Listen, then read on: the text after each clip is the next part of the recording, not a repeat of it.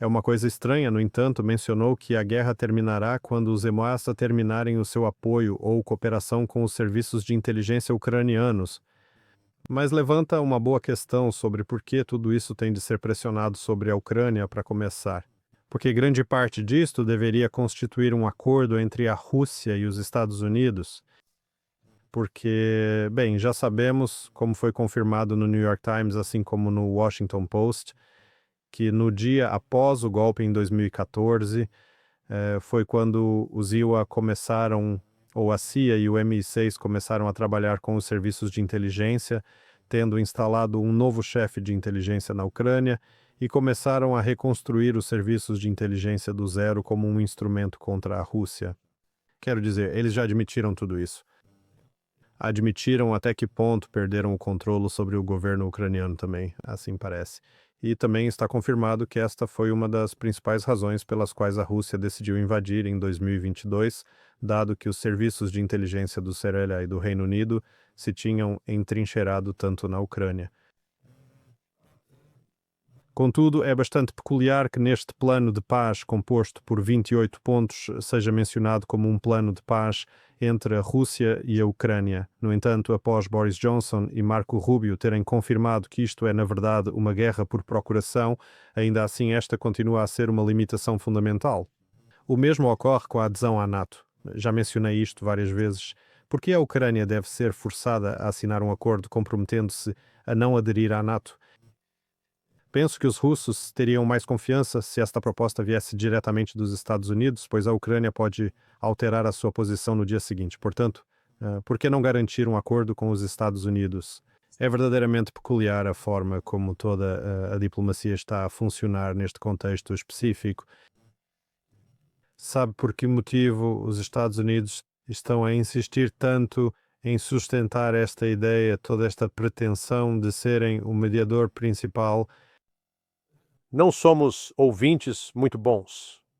Sabe, nós, a administração de Trump e, na verdade, o Estado profundo, aqueles que antecederam Trump na CIA, no Pentágono e na Agência de Inteligência de Defesa, possuem esta narrativa sobre o motivo pelo qual a Rússia está a agir da forma que está completamente desconectada da realidade. Na verdade, neste dia 28, a Rússia discute sobre as causas fundamentais. A causa fundamental deste conflito reside na expansão contínua da NATO em direção ao leste e no cerco à Rússia com armamentos de natureza ofensiva. Os sistemas de defesa aérea Aegis, assim chamados, que foram instalados tanto na Romênia como na Polônia, são bastante capazes de transportar mísseis com ogivas nucleares. E assim como pode perceber, a Rússia considera isso como uma ameaça extremamente séria. Portanto, ao analisar esse documento de 28 pontos, que publiquei em sonar21.com, fiz também uma análise detalhada de alguns dos parágrafos. Um dos pontos é que, basicamente, a NATO pode desdobrar todos os seus aviões de combate que estarão baseados na Polônia. Bem, a Rússia não vai dizer, está bem isso. Não, a Rússia não vai aceitar isso. E além disso, para além de dizer que haverá garantias de que a Ucrânia não se juntará à NATO, não há nada para abordar a questão da expansão da NATO além de uma promessa. Nós prometemos solenemente que nunca mais nos expandiremos para o leste. A Rússia já escutou isso repetidamente no passado. E eles estão cientes de que não se pode confiar em qualquer promessa vinda do Ocidente. É necessário um compromisso verdadeiramente concreto, o que implica fechar bases militares e retirar as forças. Acho que é nisso que a Rússia vai insistir. Então, até que o Ocidente compreenda a necessidade de reconhecer que, vejam, todo este conflito é sobre a Ucrânia, o papel da Ucrânia na NATO não tem nada a ver com o desejo russo por território ucraniano. Durante a minha recente visita à cidade de Moscou, tive a oportunidade de realizar uma entrevista com Vasily Prosorov. Ele era um ex-coronel no Serviço de Segurança da Ucrânia, conhecido como SBU. Na verdade, ele era. Acontece que ele era um agente russo. Ele começou a sua colaboração com os serviços de inteligência russos no ano de 2014 e mais tarde desertou para a Rússia em 2018. E sabe, interroguei-o de maneira extensiva sobre o papel que a CIA desempenhou na Ucrânia. E isso remonta, sabe, a aproximadamente 25 anos ou até mais. A CIA tem estado ativamente a desenvolver, recrutar, treinar, etc. Estes diferentes ucranianos como uma forma de, sabe, ganhar influência, chegando ao ponto de ter um escritório da CIA nas sedes tanto do GUR como do SBU. Portanto, o Ocidente ainda não reconheceu que a NATO constitui o problema central. Essa é a questão-chave. Resolver a questão da NATO e então envolve-se no conflito armado. Então, onde espera que isto vá a partir daqui? Porque poderia ser uma oportunidade para, pelo menos, se sentarem e conversarem novamente. Porque da última vez parecia que, bem, Trump estava a fazer estas observações de que os ucranianos e os russos deveriam lutar primeiro. Assumindo isso, estou a supor que, se a guerra começasse a mover-se decisivamente numa direção ou noutra, haveria mais vontade de fazer compromissos. Mas, como observamos, já não há muita razão remanescente, pelo menos no continente europeu. Estão a reconhecer cada vez mais que o conflito está perdido e que não se pode verdadeiramente reverter a situação atual. No entanto, ninguém parece estar disposto a considerar qualquer forma de paz. Se considerarmos Kallas, por exemplo, o responsável pela política externa da União Europeia, que defende que, bem, desejamos paz, mas essa paz deve significar, primeiramente, enfraquecer a Rússia. Portanto, temos de aplicar mais sanções, mais armas. Não precisamos de falar com a Rússia, mas eles têm de estar fracos e isto é paz. Por isso, não parece haver qualquer razão nisso. Quero dizer, se eu estivesse a dar conselhos à União Europeia e observasse que a situação está a deteriorar-se, o acordo na linha da frente, assim como o acordo político, apenas irá piorar progressivamente dia após dia. Então desejas finalizar um acordo hoje. No entanto, isso não está realmente a acontecer. O que pensas que irá acontecer daqui em diante? Será apenas Trump a tentar colocar o máximo de pressão sobre os ucranianos e os europeus? Porque acho que ele também ameaçou impor sanções severas à Rússia em breve. O que reduziria, então, a pressão sobre a Ucrânia? É confuso o que está a acontecer aqui. Certamente, se as ameaças e a retórica dos europeus fossem comparáveis a doces e frutos secos, seria como se fosse Natal diariamente, compreende? Mas são meras conversas vãs da parte deles, porque é necessário recuar e questionar, ok, o que é que eles realmente têm a capacidade de fazer? Quero dizer, a Europa, a Alemanha, a França, o Reino Unido em particular, têm uma base industrial intacta, capaz de produzir as armas que irão contrariar o que a Rússia está a empregar agora no campo de batalha? A resposta é não, não tem. Eles têm realmente uma estrutura de forças com pessoal militar treinado que possam mobilizar e que possa fazer a diferença no campo de batalha? A resposta a isso é não. Então participei de uma conversa. Eu, juntamente com o Pepe Escobar, estávamos presentes. Realizamos esta entrevista que durou 2 horas. Inicialmente, a primeira hora foi com a Maria Zakharova, e depois, a segunda metade é com o tenente-general Abdi Alodinov, chefe do batalhão Akhmat. E o tenente-general Aladinov, ele afirmou, veja bem, ele menciona que os europeus simplesmente nunca aprendem. Ele mencionou que, no ano de 1814, ele afirmou que nos atacaram em 1812 e nós conseguimos expulsá-los da Rússia, e em 1814 fomos até a cidade de Paris para os corrigir. Ele disse que os alemães fizeram o mesmo conosco, tanto na Segunda Guerra Mundial como na Grande Guerra Patriótica. Fomos a Berlim. Portanto, se a Europa persistir neste caminho, iremos aonde for necessário para pôr um fim a isso, pois não vamos viver sob esta ameaça. Abordaremos a questão militarmente, se necessário. Muito objetivo. Não beligerante, não ameaçador, apenas a dizer, vejam, a história é o que é e os europeus devem aprender com a história. Os russos não têm qualquer interesse em capturar e conquistar a Europa, porque já têm território suficiente. O seu território abrange 11 fusos horários. Tem mais do que território suficiente, terra com que lidar. Eles não procuram mais terras, não precisam de mais território, e não há nada na Europa que eles precisem, nem mesmo champanhe. Os russos na Crimeia, hoje em dia, estão a produzir os seus próprios bons vinhos, por isso não precisam de França para isso. É o tipo de situação em que o antagonismo ocidental está a tentar forçar os Estados Unidos a envolverem-se no conflito armado.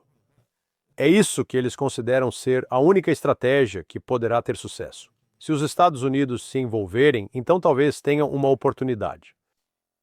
E se eu fosse os russos, não é apenas a ameaça que emana da Ucrânia em relação à NATO. É necessário olhar através do Cáucaso, através da Geórgia, as tentativas ocidentais de desestabilizar esse governo, os esforços ocidentais na Armênia e no Azerbaijão para ganhar uma posição de modo a poderem virar-se contra tanto a Rússia como o Irão. Estes recentes desacordos com as repúblicas, Cazaquistão, Turquemenistão, Tajiquistão. O Ocidente está aí a tentar, continua o seu esforço para cercar a Rússia, tanto para enfraquecer como para dividir em partes constituintes que o Ocidente pode explorar facilmente. Eu digo aos meus amigos russos que é preferível compreenderem que é exatamente isso que está a ocorrer. Os Estados Unidos, nem a Europa, têm qualquer interesse, absolutamente nenhum. Ao dizer à Rússia, olá, sejamos amigos. Sejamos amigos em igualdade de condições. Não queremos nada de si, não quer nada de nós. Será um jogo de soma positiva. E respeitaremos vocês como país e deixaremos de tentar subverter-vos. Isso nunca vai acontecer. O Ocidente está completamente viciado em destruir a Rússia da mesma forma que um viciado em crack está intensamente viciado em crack. E é precisamente por essa razão que existe uma quantidade significativa de teatro político a ocorrer. Mas eu acho que os russos reconhecem pragmaticamente que, neste momento, têm a vantagem. Estão a vencer no terreno na Ucrânia, e não há nada que a NATO ou os Estados Unidos possam fazer para impedir isso. Nada. Bem, sabemos o que os russos querem, quero dizer, o seu maior medo é que a guerra seja simplesmente colocada num cessar-fogo temporário e que os países da NATO encontrem uma forma de a reiniciar mais tarde, em condições mais favoráveis. Isto é o que eles procuram evitar, seja através de um acordo de paz que assegure que isso não acontecerá, o que seria então muito severo, ou no campo de batalha tomando os territórios que não podem permitir que sejam usados no futuro. Bem, uma plataforma de lançamento contra a Rússia. E claro, os ucranianos também, né? Faz sentido que tenham muito a perder independentemente do que façam. Agora, como disseste, o objetivo europeu é trazer os Estados Unidos para este lado contra a Rússia. Por isso, muitas vezes é bom prolongar a ideia de querer um acordo de paz, mas apresentá-lo como um cessar-fogo incondicional ou algo que a Rússia não aceite para garantir que a fúria de Trump seja direcionada e pressione diretamente a Rússia. Mas o que é que pensa que os Estados Unidos pretendem alcançar com esta situação? Porque alguns dos pontos deste acordo parecem ser concessões à Rússia, como, por exemplo, convidar a Rússia a regressar ao G8. Não consigo imaginar que isto tenha vindo de Moscovo, porque, o G7 tornou-se um pouco numa piada, uma anedota na Rússia. Agora, não acho que se estiverem a negociar a paz, não consigo imaginar Moscovo a pedir isto como algo que queiram ser convidados a voltar ao G8.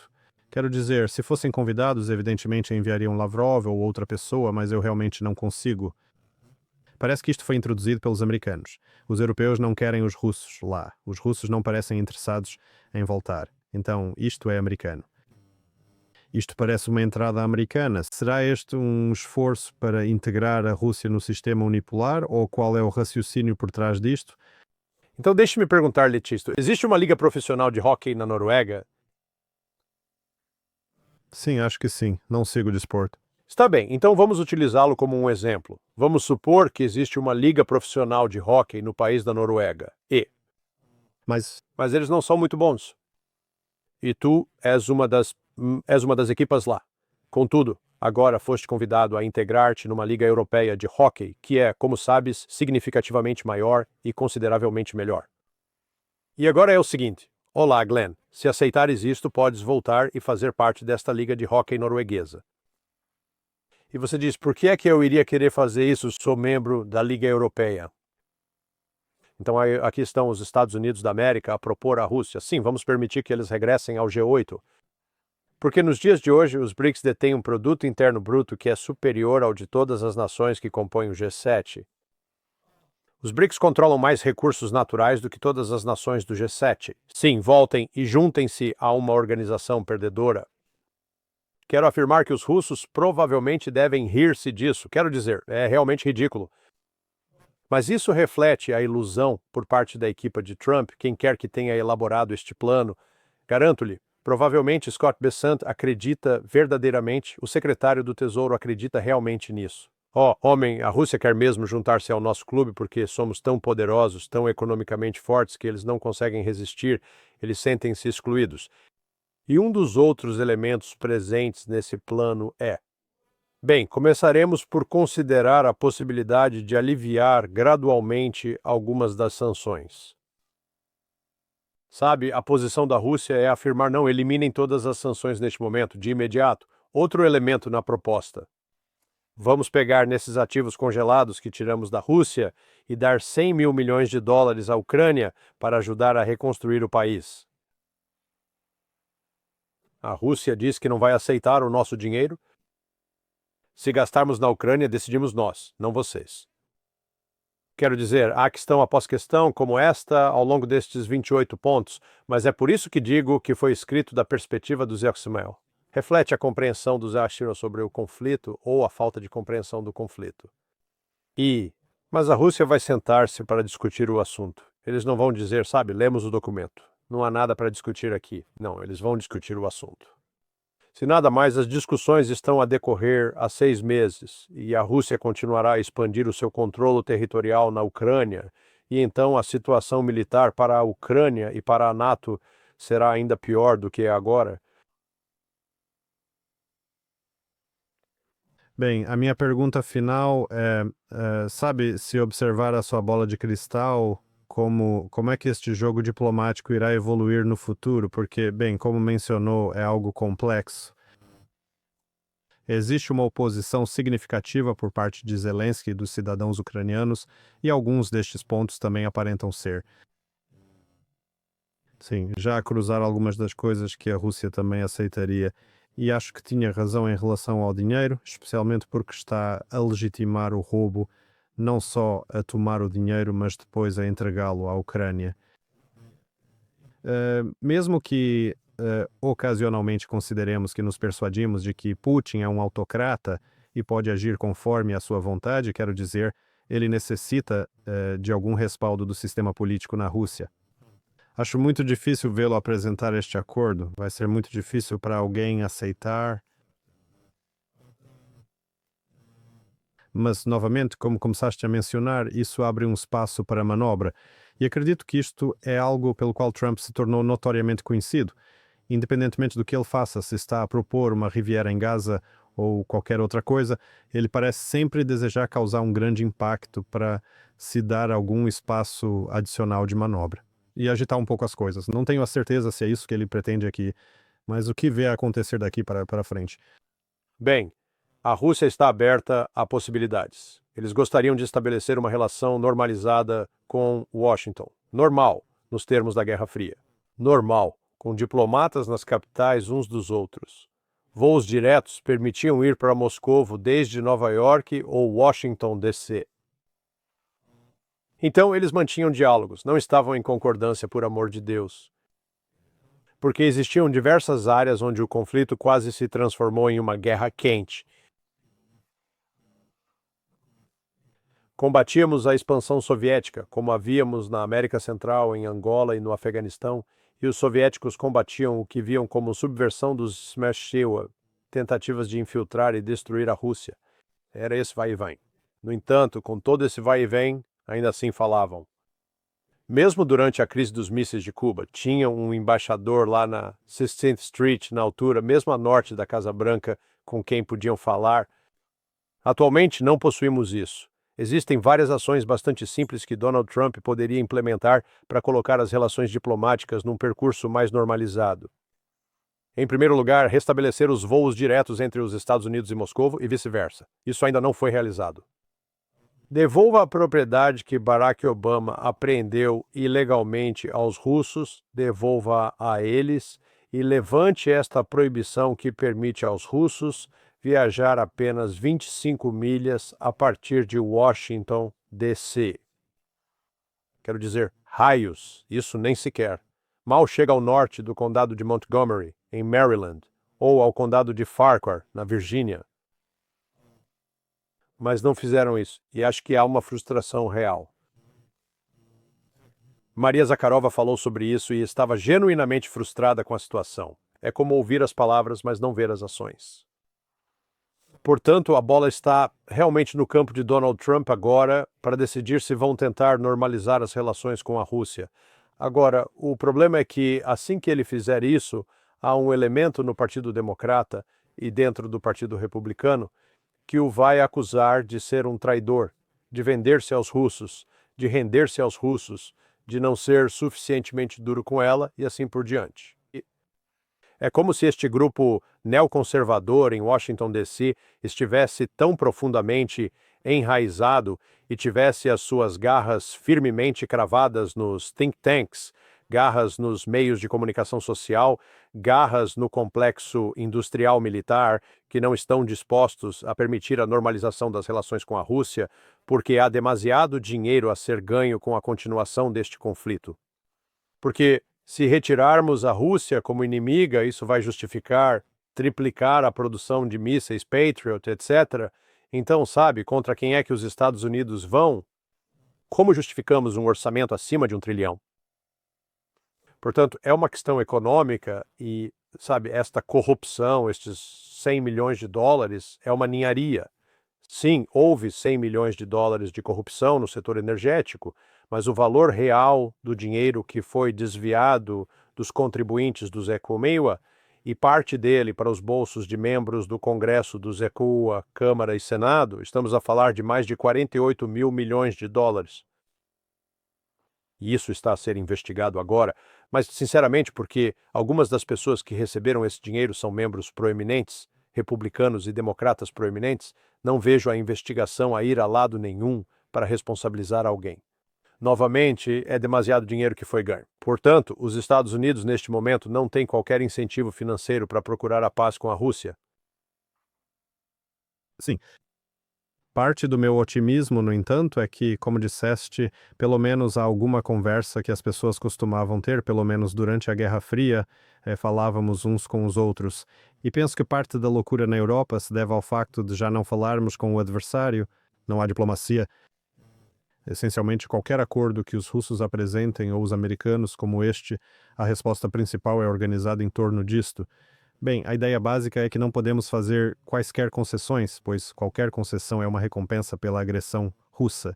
E se recompensar a agressão, então apenas incentivará mais agressão. Mas toda esta ideia de que recompensa a agressão baseia-se na ideia de que esta foi uma invasão não provocada, que foi oportunista. Mas, novamente, é verdadeiramente bastante absurdo.